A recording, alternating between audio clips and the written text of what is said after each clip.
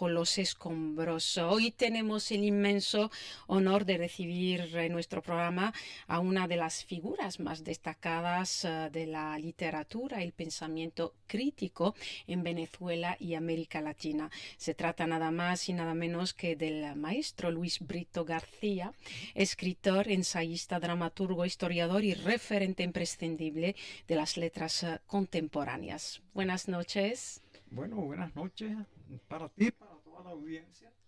Bienvenido a Túnez, a participar en la feria del libro de Túnez. Sí. Bueno, muchas gracias por la invitación a participar y por la acogida de los eventos en los que hemos intervenido durante la feria. Muy bien, voy a hacer un pequeño resumen sobre su trayectoria. Con una obra prolífica y profunda, Brito García ha sabido entrelazar la creación literaria con el compromiso social y político, dejando una huella imborrable en generaciones de lectores y pensadores. Maestro Luis Brito García, bienvenido, y es un verdadero privilegio tenerlo con nosotros. Usted nació en Caracas antes de ser un destacado escritor, ensayista, dramaturgo, es un abogado. Trabajó como profesor titular en la Universidad Central de Venezuela y fue miembro del Consejo de Estado. Ganó muchísimos premios, entre ellos el premio Casa de las Américas en cuento en 1972 veces y novela en 1979, el Premio Nacional de Literatura de Venezuela en 2001 y recibió también el Premio Internacional Alba de Literatura 2010. Es autor de obras clave como Rajatabla, Abra Palabra, Me río del mundo y La máscara del poder. También ha contribuido con importantes ensayos sobre política, historia y medios de comunicación como Dictadura mediática en Venezuela, y su obra ha sido traducida a más de 10 idiomas. ¿Sí? Y publicadas en múltiples países, y también recibió la Orden Francisco de Miranda, primera clase en 2021. Sí. Bueno, antes de abordar el tema de la interculturalidad entre África, los países árabes, América y Venezuela, quería hablar un poco sobre su trayectoria. Maestro Brito, su obra ha abarcado géneros tan diversos como la narrativa, el teatro y el ensayo y el pensamiento político. ¿Hubo algún momento, es decir, de lectura o experiencia que marcó el inicio de su camino como escritor? Bueno, ¿Cuál es la chispa? O sea, ¿cómo inició esta trayectoria, esta aventura? También he hecho guión cinematográfico. Se han filmado unas 7 películas con guiones míos. Y eso que es difícil filmar en Venezuela, pero es difícil decir por qué escribe uno. Yo comencé cuando era apenas un estudiante en el liceo a hacer periódicos murales, lo que llaman los chinos dasibao. Entonces sacaban un periódico pequeño, tamaño tabloide, pero pegado en la pared, llamado Molécula. Era humorístico, por cierto. Después seguí con eso en la universidad, no más grande, llamado El Torturado. Ahora, el caballo fundamental allí en ese trabajo fue el humor y la crítica.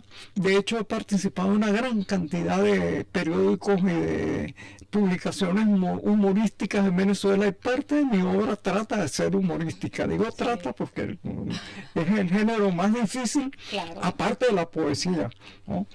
Pero creo que es lo mismo, el humor es una especie de poesía de la vida. Sí. Yo creo que es el único mal que hace bien. Hace bien, sí. Su obra ha sido reconocida dentro y fuera de Venezuela y ha formado parte de momentos clave, sobre todo en la historia cultural y política del país, ¿no? ¿Cómo ve el papel del escritor en los procesos sociales y políticos actuales? Mira, para hablar de los tiempos actuales hay que retroceder un poco. los libros fundan naciones. Hay una serie de naciones que están fundadas en la Biblia. Hay otras que están fundadas en el Corán. Sí. España en gran parte, que es una gran diversidad de pueblos, mentira, España no es un solo estado, Sí, claro. en gran parte está nucleada en torno a El Quijote, a las obras de Quevedo, a Baltasar Gracián, Sí. etcétera. Es decir, hay textos que crean países. Las obras de Shakespeare nuclean el sentido de identidad de los ingleses. Entonces, la creación literaria parece un juego, un pasatiempo, no, es fundamental. Cuando un pueblo se reconoce en determinadas obras, entonces está echado el sentimiento de nación. Por ejemplo, Italia con El Príncipe de Niccolò Maquiavelo o La Divina Comedia de Dante Alighieri. Entonces, curiosamente, el escritor tiene la tarea de hacer esos monumentos fundacionales, hechos de la cosa más leve que hay, que es el idioma, que es la escritura, pero no, son el núcleo de las futuras naciones. Y por eso, cuando se pierde la literatura, pues se empieza a perder el sentimiento de pertenencia nacional. Yo escribí un tratado que se llama El verdadero venezolano, que es de psicología social. Es sobre eso que se llama la venezolanidad, que es un venezolano. Entonces, bueno, es fascinante. Una nación es un conjunto de valores compartidos, de acuerdos comunes sobre el significado de algunas cosas. Eso es lo que es una nación. Y entonces, en gran parte, la tarea de los escritores es proponer esos vínculos que unen a las naciones y que son el fundamento de los estados. Un estado teóricamente debe corresponder a una nación. Y entonces, claro, hay estados multinacionales o plurinacionales, pero en principio debería haber algún tipo de acuerdo entre la cultura que constituye a la nación y la autoridad política que la rige. Bien, muy bien. Es interesante. En su libro Rajatabla aborda temas de integración y de cultura. ¿Cómo relaciona esos temas con las interacciones entre África, el mundo árabe y América Latina? ¿Y cuál es la influencia de las culturas africanas y árabes en la narrativa y la historia de Venezuela, que explora también en sus obras? Bueno, primero, América llevó una existencia independiente hasta que vino una invasión europea. Sí. Esa invasión fue protagonizada primero por los españoles, los cuales se consideran, a partir de la toma de Granada, una cosa enteramente nueva, diferente y distinta. Mentira. Hubo 800 años de dominación islámica en la península arábica. ¿Cómo no? Sí. Es posible que en un solo día se borren 800 años de interacción con falso. Imposible. Entonces nos han vendido la existencia de una cosa llamada España y de una América Latina. Esta es otra cosa cómica. América la llaman latina porque hubo una invasión a México de los franceses y ellos necesitaban una excusa. ¿Qué hacemos los franceses aquí? Bueno, es que como los franceses somos latinos, vamos a decir que somos una América Latina. Es una excusa del coloniaje. Pero en todo caso, la primera gran vertiente de la cultura islámica es la invasión española. Esos españoles no van a decir que desde que se tomó Granada, el mismo día apareció una cosa enteramente distinta de la cultura de la península ibérica y de gran parte de Europa, que era islámica. Sí. Número uno. Dos, la vertiente africana directamente. Lamentablemente esa invasión, que costó como 80 millones de vidas en América. Ojo, en gran parte por las plagas, las epidemias que trajeron. No había capacidad técnica para matar 80 millones, pero fueron los muertos. Entonces, en segundo lugar, entre otras plagas, la invasión europea trajo la esclavitud. La esclavitud costó también unos 60 millones de vidas, porque durante el viaje se perdía gran parte de las vidas, y entonces los que llegaron fueron unos pocos millones. Ahora, en la cultura venezolana eso es un elemento fundamental. Nosotros tenemos 3 vertientes culturales. Además es bien interesante porque hay una nueva religión, un culto popular, que es María Leonza. Primera noticia buena, es una diosa. Hasta ahora, gran parte de los dioses tienen pantalones o tenían túnicas griegas. No. María Leonza es femenina, pero es una mujer asertiva, es una mujer atrevida, guerrera, batalladora, que viene de la selva. Y entonces ella tiene 3 potencias que la respaldan, que son el indio Guaycaipuro, el jefe de nuestra resistencia indígena, el negro Felipe, que es su secretario y es negro, y el doctor José Gregorio Hernández, recientemente canonizado como santo, que es un doctor bondadoso, un gran científico que fue hecho sabio, y que hay una gran devoción del pueblo, porque el pueblo venezolano respeta mucho la sabiduría y el conocimiento. Y en José Gregorio las dos cosas se compendian, porque claro, siempre hay la desconfianza. Ese médico es muy bueno, pero te puede engañar, te puede hacer una operación que no es necesaria. No, imposible pensar que el doctor José Gregorio va a abusar de su... Entonces fíjate, ese culto, hay una montaña en Venezuela, Sorte, donde hay un palacio invisible, solo es visible con los ojos de la fe, y ahí están esas potestades bajo la tutela de la diosa. Y entonces esa es la religión popular en Venezuela. Claro, el cristianismo es la religión dominante, como el 80%, pero Venezuela, entre otras cosas, tiene el elemento del sincretismo. No somos discriminadores, no somos ortodoxos, no tenemos inquisición. Entonces es perfectamente posible que un venezolano mezclan las crea en el Dios católico, lleve a sus hijos a bautizar, pero a su vez sea fiel de María Leonza. Es divertido y es interesante porque transmite la idea de que un ser humano puede adherir a diversas concepciones del mundo sin que haya un conflicto, ni necesidad de matarse por eso.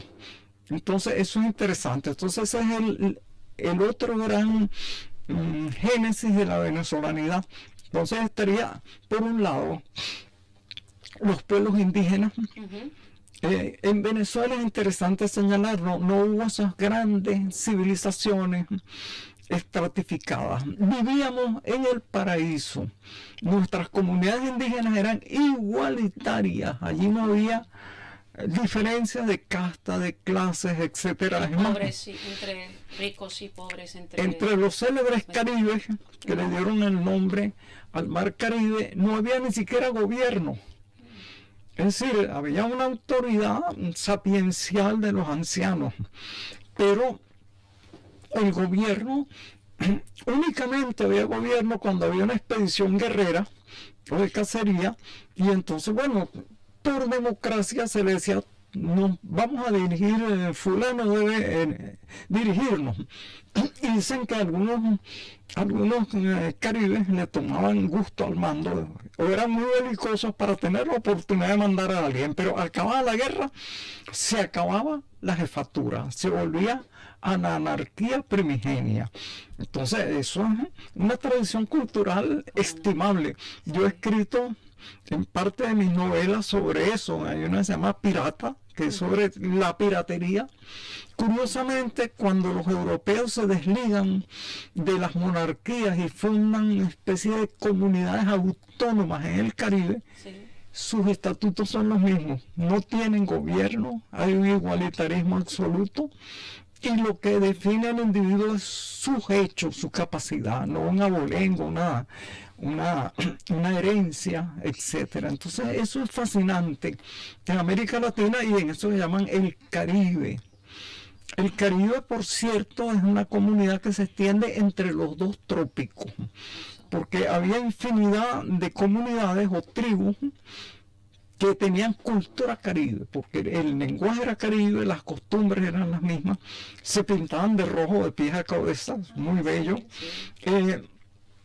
se reunían para encuentros rituales llamados areitos, pero no tenían monarquía, no tenían opresión, no tenían castas, no tenían diferencias sociales, y eso era desde la Florida en Estados Unidos hasta el sur del Amazonas, un río llamado el Xingu, una cantidad de pueblos. O sea, los unía solo la cultura, eso unía todas estas personas, sin políticas, sin solo la cultura, las tradiciones. Sí, de allí viene algunas de las características, afirmo yo, del venezolano.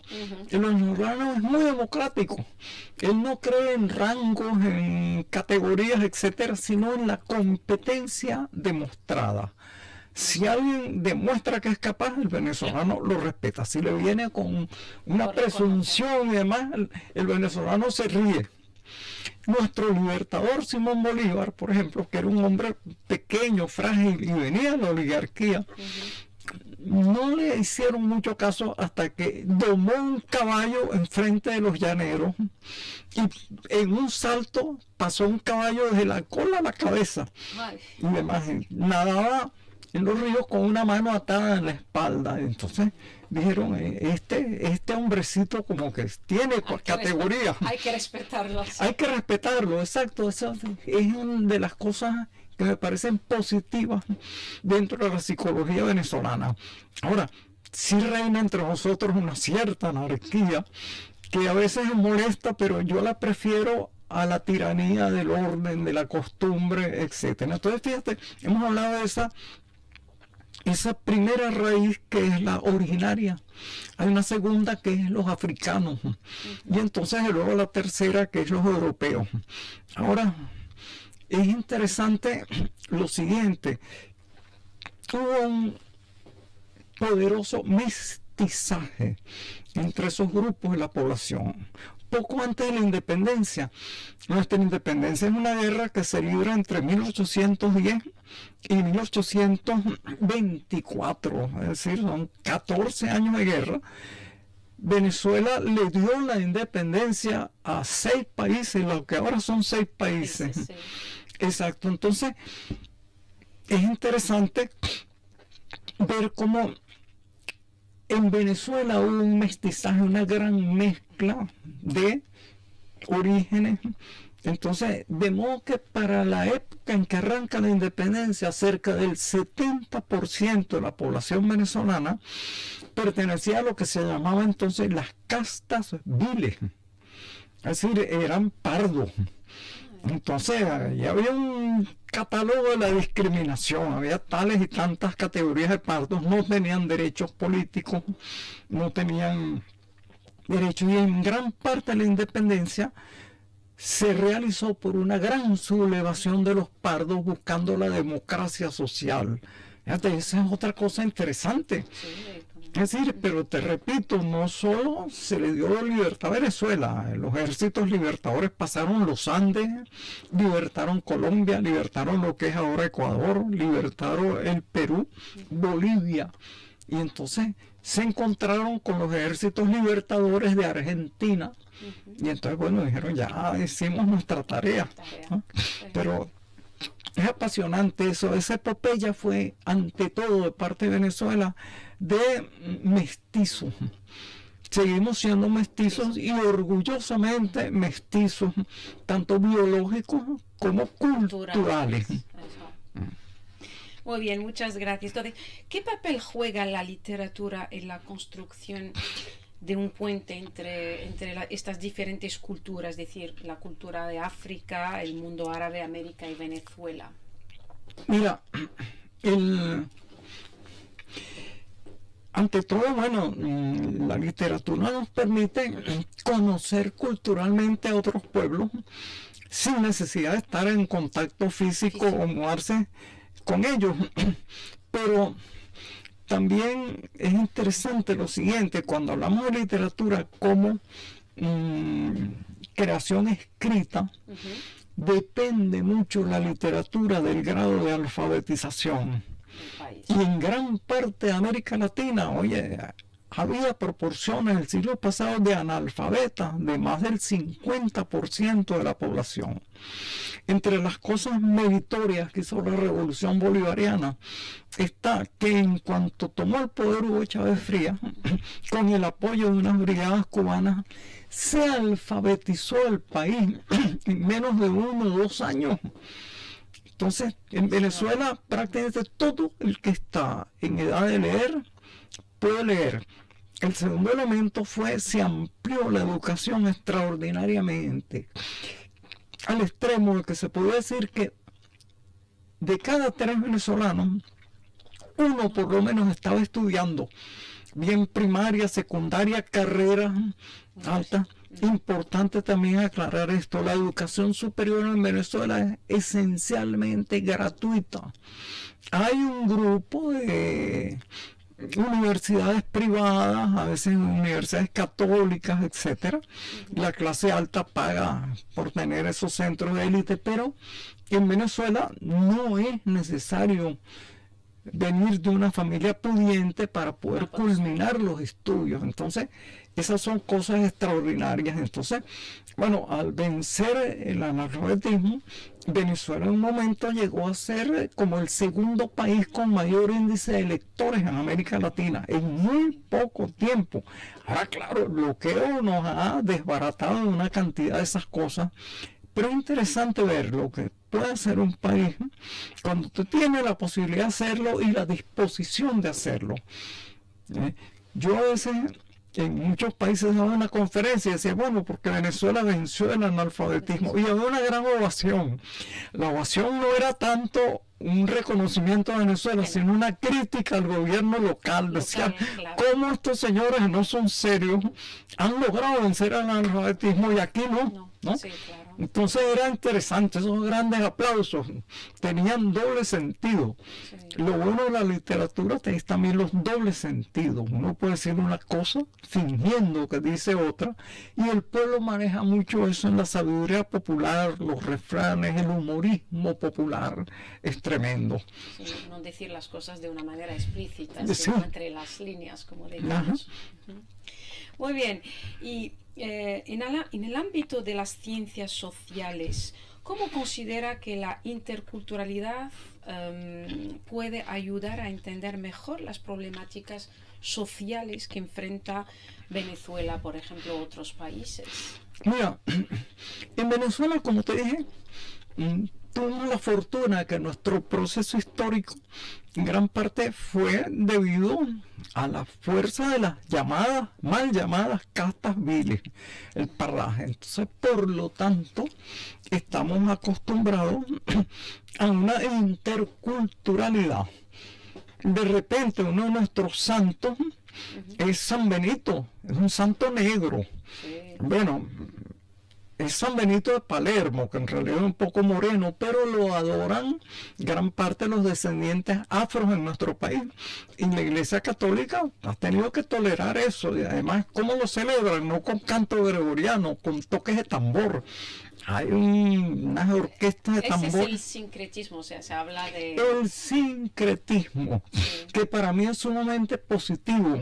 Entonces, salvo algunos sectores de la clase de las castas dominantes de antaño, son absolutamente retardatarias y racistas, el venezolano tiene una gran apertura hacia el prójimo. Mira, en los años 50 del siglo pasado, en Venezuela teníamos como 5 millones de personas y inmigraron huyendo de la guerra y de la posguerra más de 1 millón de inmigrantes.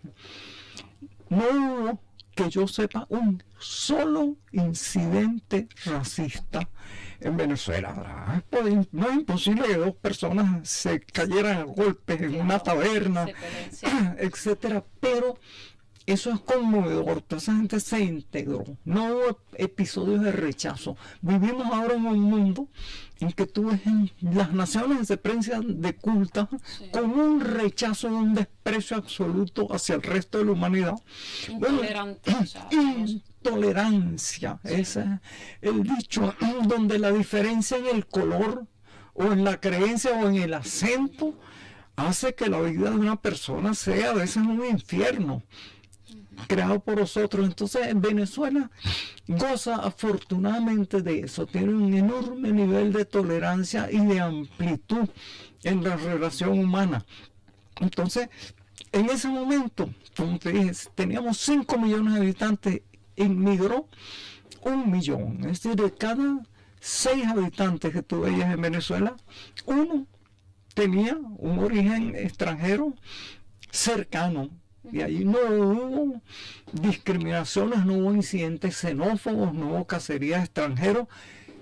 Vemos ahora en el mundo, se llama civilizado, episodios espantosos, en donde se persigue a la gente porque tiene una pequeña diferencia. O también lo siguiente, países colonialistas destruyeron a otros países y después cuando esa gente de los países destruidos tratan de ingresar, los linchan o los regresan a sus pueblos.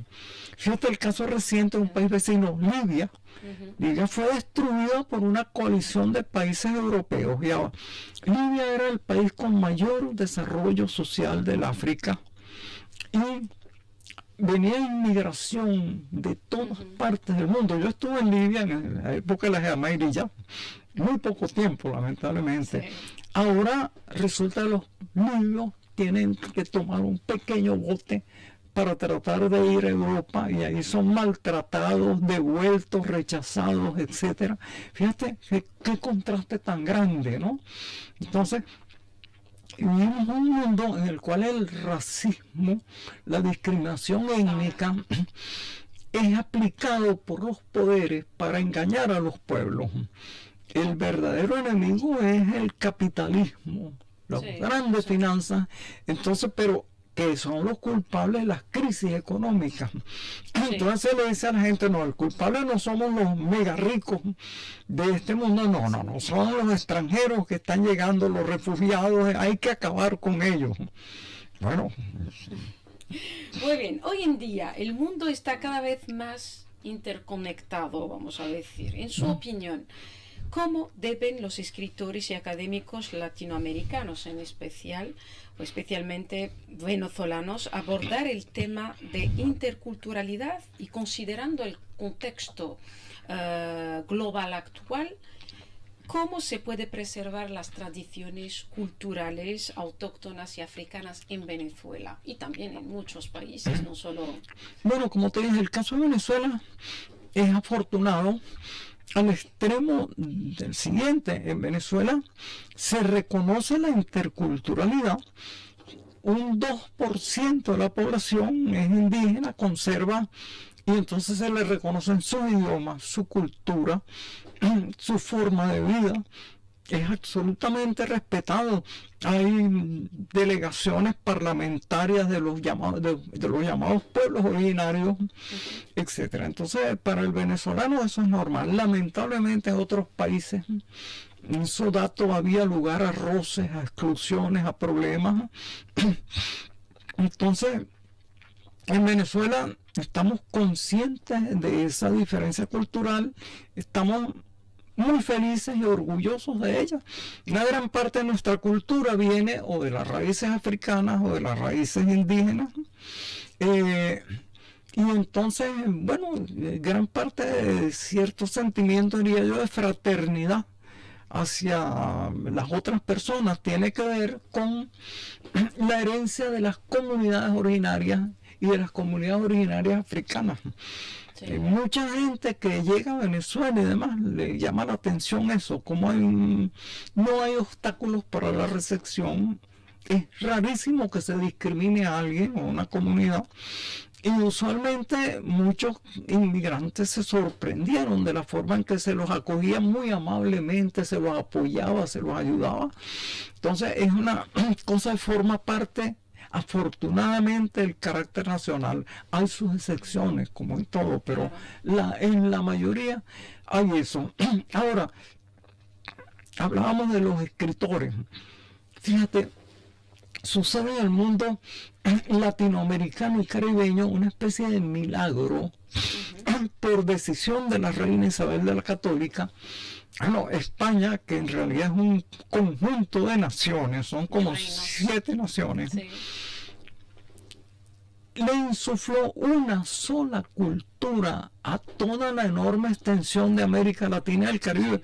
Es más, esa América hispánica comprendía más de la mitad de lo que es actualmente Estados Unidos, que era el territorio mexicano que ellos se robaron en una guerra en 1848.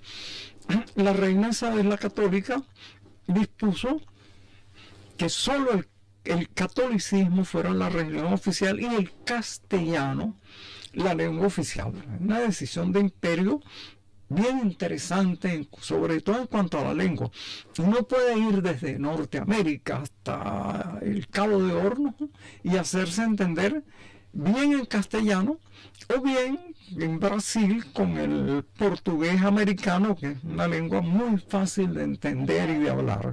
Entonces, pero pasa un poco como en el mundo musulmán, ese enorme milagro, por así decirlo, lo hemos aprovechado poco. Nuestros escritores de un país no son conocidos en el otro. Hubo lo que llamaron el boom latinoamericano. Fue una maniobra de unas casas editoriales que tenían capacidad de exportar libros. Entonces, algunas españolas, como Seis Barral, otras mexicanas y otras argentinas. Fíjate, el boom irradió desde Madrid, desde Ciudad de México y desde Buenos Aires. Y otros países quedaron al borde de él porque no tenían capacidad editorial para hacer circular sus autores. Entonces, esa paradoja, hablamos el mismo idioma, más o menos, pero oye, hay una cantidad de espléndidos autores colombianos al lado de la frontera, no los conocemos. García Márquez, bueno, pues lo editó en Latinoamericana, lo editaron en todos lados, pero hay escritores bolivianos prodigiosos. Yo a veces los he conocido porque, bueno, en una visita a Cuba, en Casa de las Américas, he encontrado los libros de ellos. Entonces hay esa contradicción, esa paradoja. Es decir, parece que fuéramos países enteramente inaccesibles, a diferencia de Europa, donde, oye, tú caminas 2 cuadras y hay un idioma ininteligible y una versión del catolicismo, del cristianismo diferente y demás. No, América Latina es una potencial unidad cultural y eso en alguna forma tiene un parecido con el Islam. El Islam, bueno, extendió una religión abierta a todos. El Islam es la sumisión y una lengua árabe también en la mayoría de los pueblos intercomunicable. Y sin embargo, fíjate cómo es un conjunto de países que a veces lamentablemente son antagónicos. Además, el Islam llega a países que no son árabes, no son de lengua árabe, como por ejemplo Irán. Irán es persa. Sin embargo, religiosamente es maometano, fundamentalmente maometano. Uno piensa que entre esos pueblos debería haber, además de un acuerdo cultural en los valores, un acuerdo político y un acuerdo social, y no, a veces tienen grandes diferencias. Claro, hay que respetarlos, ellos, cada pueblo sabrá por qué es y por qué no debe ser, pero hay eso y pasa lo mismo, te repito, es una paradoja con América Latina. Es decir, a veces es difícil saber cuál es la diferencia entre países nuestros limítrofes, que nos separa, casi nunca es nada importante, y sin embargo nuestros pueblos terminan en fronteras que podrían ser obviadas. De hecho, el libertador Simón Bolívar cuando libertó Venezuela, lo que es ahora Colombia y Ecuador, y además libertó Perú y Bolivia, él intentó crear un bloque geopolítico que lo llamaba Colombia. Ahora, ¿cuál era el sentido de ese bloque geopolítico? Ya en 1816 Bolívar en una carta habló de los canales que se trazarán por el Istmo, es decir, por Panamá. Y él decía que eso tenía tal importancia estratégica que se podía situar en Panamá, la capital del mundo. Y además cuando tomó el poder en Ciudad Bolívar, en Angostura, no era retórica, nombró una comisión para que estudiara el trazado de un canal en Panamá. Eso en 1819. Entonces esa enorme coalición de pueblos hubiera servido para custodiar ese enclave estratégico fundamental. Lamentablemente, cuando muere Bolívar, se desintegra esa unión de pueblos. Entonces, Estados Unidos apoya que Panamá se separe de Colombia para crear un canal bajo su propio control, y entonces ese sueño de Bolívar de un gran bloque geopolítico que custodiara el enlace entre los mundos, entre el Asia y Europa, etcétera, se desvaneció. Se desvaneció, sí, exactamente. Muchas gracias, Luis Brito García. Es un placer hablar con usted. Hemos hablado de política, de cultura, sobre todo de historia de Venezuela. Me hubiera gustado seguir hablando con usted, pero desgraciadamente, lamentablemente, ya no nos queda mucho tiempo. Vamos a terminar el programa con la música y vamos a escuchar el homenaje a Simón Bolívar, el Libertador. Muchas gracias por estar con nosotros. Muchas gracias a ti y a la audiencia por escucharnos. Bueno, adiós.